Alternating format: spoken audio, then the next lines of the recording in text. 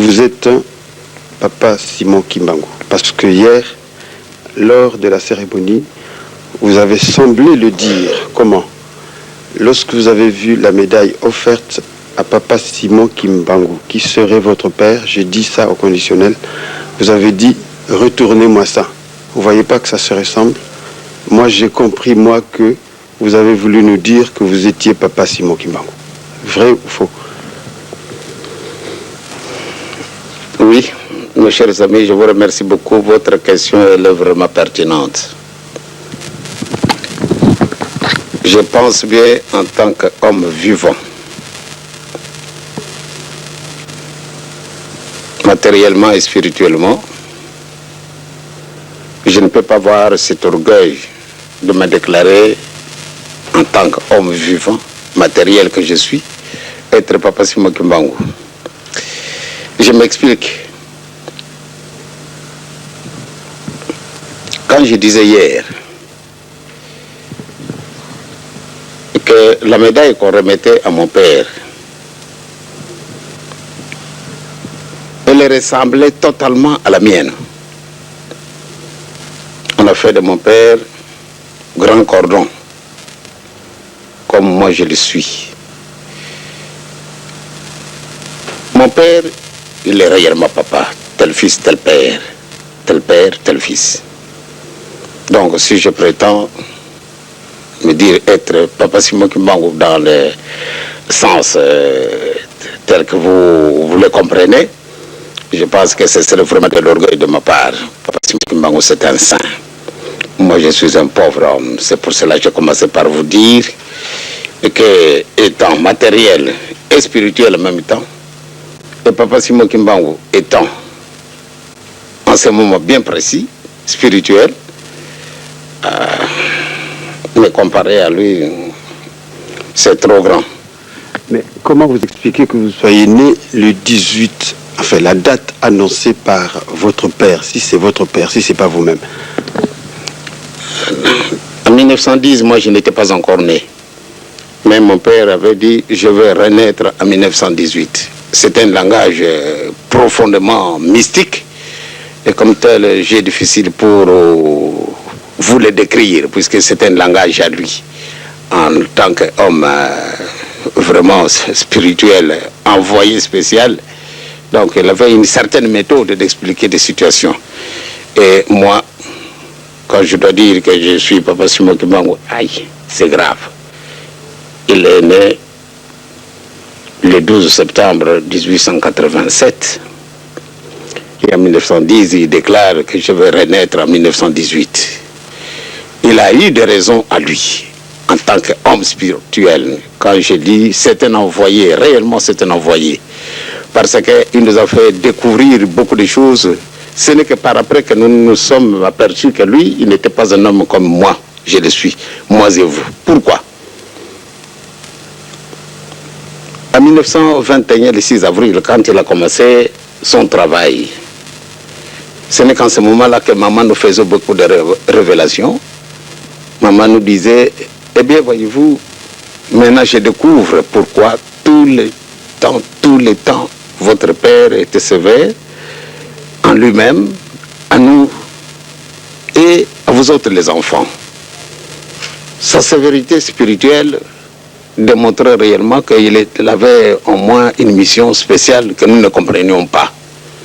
Donc à partir de ce moment où maman nous expliquait que ce n'était pas vraiment un homme comme nous, il était tout à fait différent, alors ce n'est qu'en ce moment-là nous nous sommes aperçus, et là, ce père-là semble être un peu sorti de quelque part, ou nous sommes peut-être sortis, puisqu'il est né de Tatakoye à la Mama Louési. Mais il a eu une grande différence à cause de ces procédés spirituels qui le détenaient, qui dépassaient notre imagination. Donc c'est pour cela que je dis, si lui il a dit que je vais renaître en 1918 et moi je suis né en 1918, je ne sais pas ce qu'il voulait dire parce que nous n'avons pas approfondi nos connaissances en lui interrogeant. Et papa, pourquoi vous avez utilisé un tel langage? Il a eu des raisons pour lesquelles il l'a fait. Sinon moi j'ignore ces raisons. Vous ignorez ces raisons, je sais que vous nous cachez quelque chose.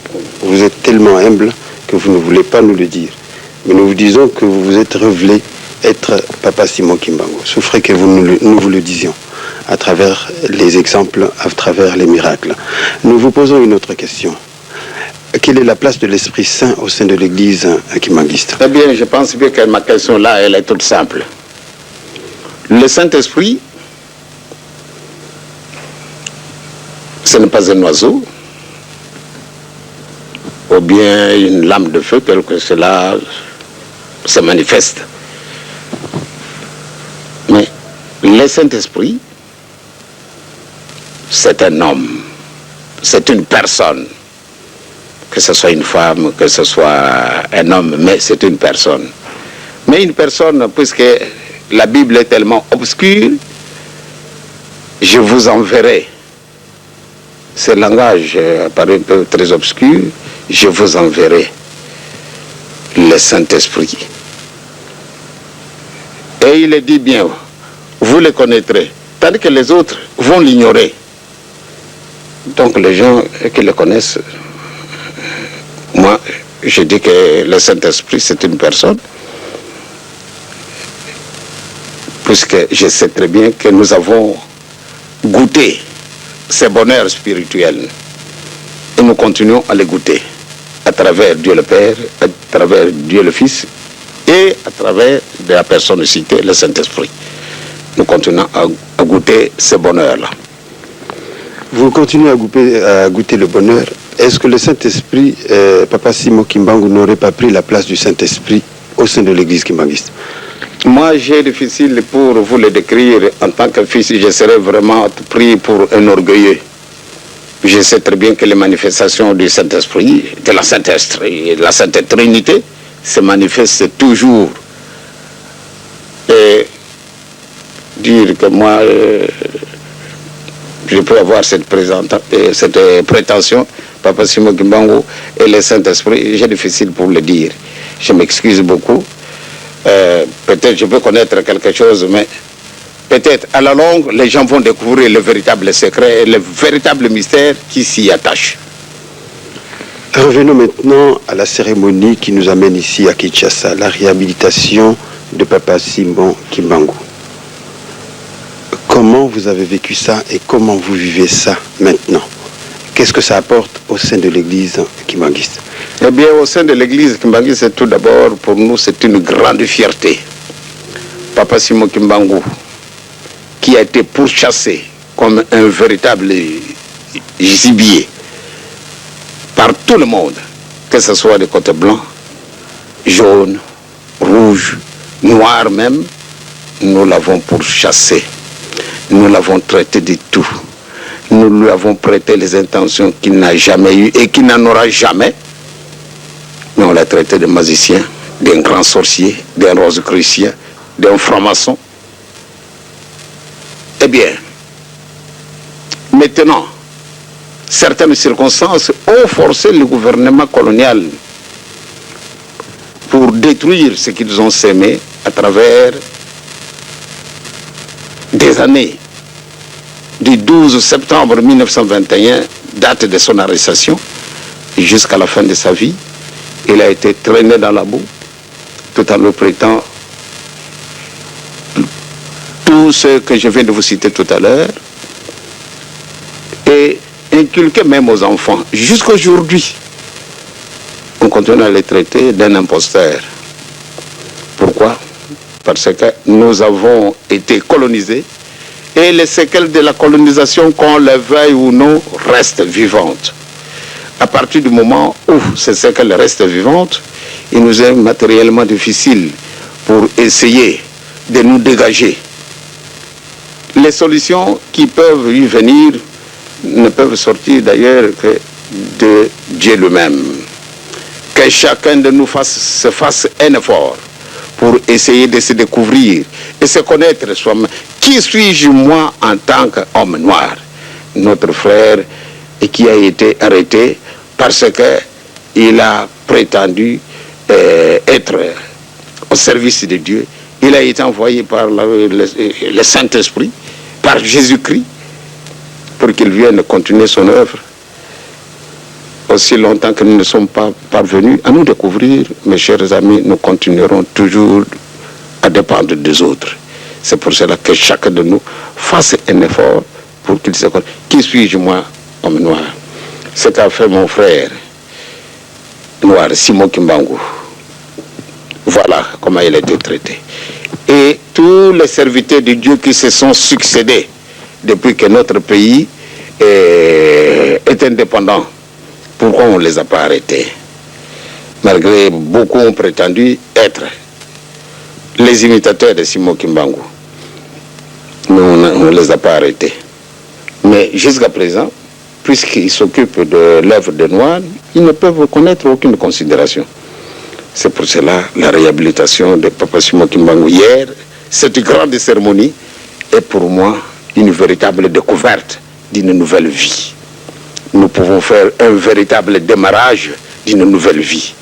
Et c'est une réalité, non simplement pour nous kimbanguistes, mais je pense, comme je l'ai souligné hier dans le journal, toutes les personnes épris de bonne volonté, je crois qu'ils peuvent être vraiment contentes.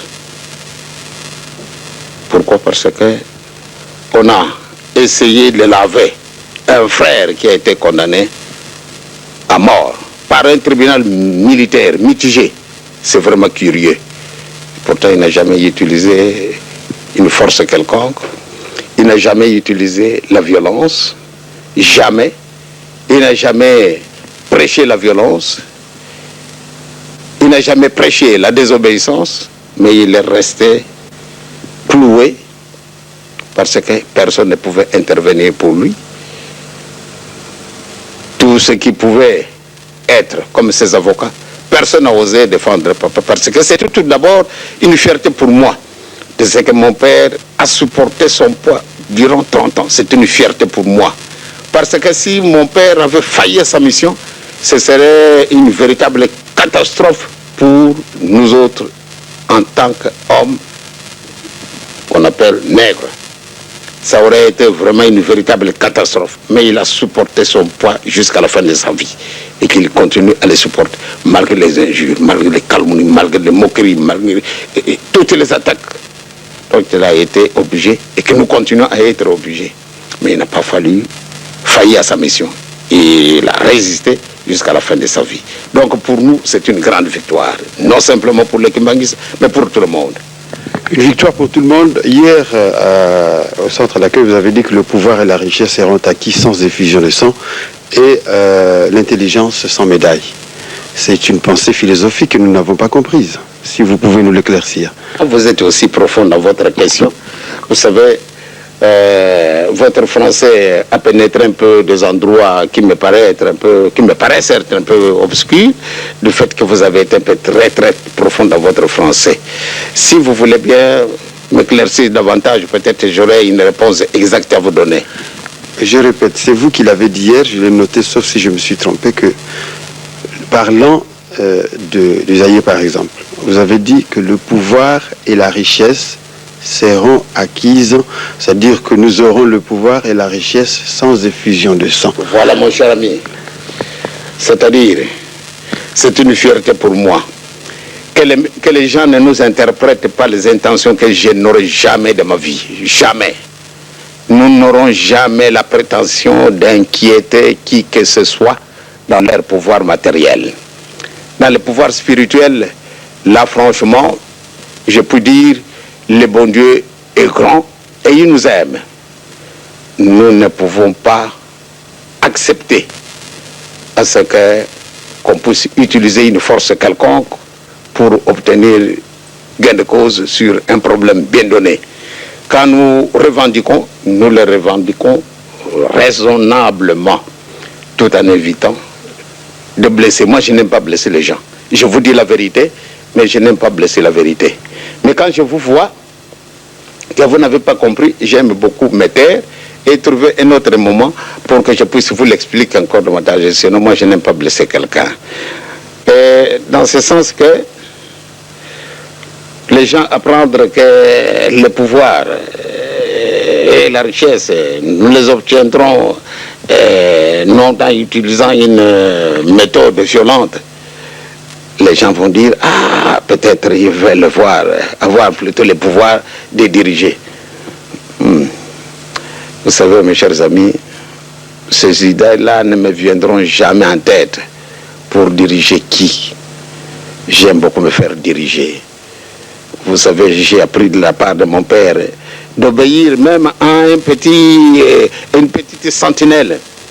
Pendant la période coloniale, quand un messager amène une lettre qu'il a reçue, soit d'un chef du village, soit d'un chef de collectivité, soit d'un chef de secteur, en ce moment-là on les appelle les chefs de secteur, soit d'un agent territorial, eh bien quand il se présente, voilà, vous êtes arrêté. Rien que par ce simple mot, une que vous êtes arrêté, nous partons sans la moindre résistance. Il nous dit, suivez-nous. Nous les suivons. Et c'est normal. C'est pour vous dire que papa n'est pas venu en ce monde pour avoir un pouvoir matériel, mais le pouvoir spirituel, oui, là, j'en cherche moi-même. Malheureusement, ce n'est pas facile pour en obtenir, parce qu'il faut chercher une certaine sainteté pour arriver à ce stade-là. Donc, mes chers amis, notre position semble être la même, elle restera la même. Je n'empêche pas à ce que ceux qui veulent diriger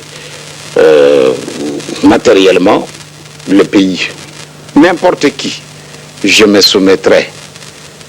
Franchement, j'aime beaucoup aider, non simplement les noirs, ni les blancs, ni les jaunes, ni les rouges, mais toute l'humanité tout entière. J'aime beaucoup aider pour que nous puissions vivre dans une harmonie totale. Quand il y a un problème, vous par exemple, si vous voulez dire, ah, je voudrais présenter ma candidature pour devenir un ministre de l'Agriculture. Mais je pense bien que si vous avez le droit d'en obtenir, je serai à côté de vous pour vous épauler. Surtout quand vous l'avez obtenu. Et d'une manière raisonnable. Et si vous brutalisez, je retire ma petite personne. Mais quand vous voulez l'obtenir d'une manière légale, eh bien, je pense que je peux vous appuyer. Vous pouvez l'appuyer et certainement c'est comme ça que vous appuyez le président Mobutu parce que les gens disent que c'est vous qui le soutenez au pouvoir. Je vais vous dire une chose, merci beaucoup. Vraiment, vous venez de soulever un point si important. Moi, j'appuie la paix dans notre pays, dans votre pays qui est le Congo, dans le pays de l'Angola, dans tous les pays du monde. Tous ceux qui sont placés à la tête, ils ont toujours mon petit concours. Il est vraiment petit, très mince même, je dirais. Au risque même, au moindre vent, de se couper. Mais je vous assure, je n'appuie en tant qu'individu personne. Toutes les personnes épris de bonne volonté qui veulent la paix, là où elles se trouvent, parce que je suis censé de croire, comme l'Évangile le dit, toute autorité vient de Dieu. Mobutu, je pense que ce n'est pas Dianguenda seul qui l'a voté. Je suis une goutte d'eau dans l'océan. Il a été voté par tous les Aïrois à 99%. Donc, en tant que Dianguenda, appuyer une seule personne. Mais je pense bien qu'il n'aurait pas eu ce 99%. S'il a eu, c'est parce qu'il a été voté par la masse zaïroise. Donc, moi, Mobutu, c'est un ami. Je l'ai connu depuis le 15 septembre 1950. Prenez un peu cette date-là. Le 15 septembre 1950 que je l'ai connu. Lui, militaire, qu'il était à Kananga. En ce moment-là, ça s'appelait le Loabour. Moi, j'étais fonctionnaire de l'État. Et ce n'est pas un petit fonctionnaire, j'occupais un petit poste. Et qui faisait de moi une personne et quand même que les gens voyaient que j'étais important, puisque je travaillais à côté du gouverneur de la province. Et ce gouverneur m'a vraiment aimé. Ce gouverneur a participé à l'arrestation de mes parents.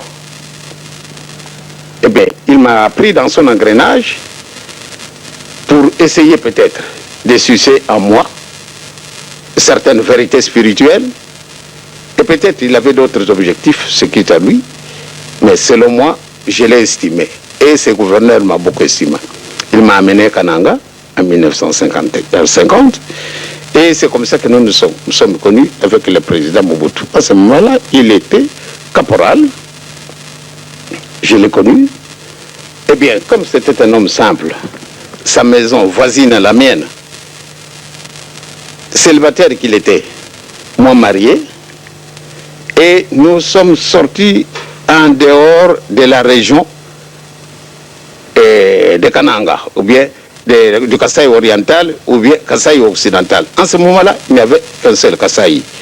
Et comme nous étions étrangers, lui me voyait au Congo, lui en tant que Mongala, et c'était comme ça. Même les Sénégalais, les Togolais qui étaient là, ou bien les Angolais, ou bien ceux du Bas-Zaïre, de l'Équateur, du Haut-Zaïre, du Kivu et du Chaba, ils étaient considérés comme des Benamaïs, c'est-à-dire des étrangers. Eh bien, on avait une association qui formait une certaine force quand quelqu'un de ceux qu'on appelait Benamaï a eu un malheur, n'importe lequel. Eh bien, les Benamaï se réunissaient, c'est pour regrouper le nécessaire, soit un peu d'argent, ou bien aller apporter notre contribution en présentant des condoléances, ou bien à aider celui qui était prouvé. Eh bien, c'est moi, puisque j'étais mieux placé en tant que Benamaï, donc le président Mobutu, étant, je le considère vraiment très sérieux, puisqu'il ne bavardait pas beaucoup, et il n'allait pas chez les gens, sauf chez moi. Parce que j'étais réellement voisin à sa maison. Le soir, après que maman nous avait servi à manger, lui il était célibataire, je le dis bien.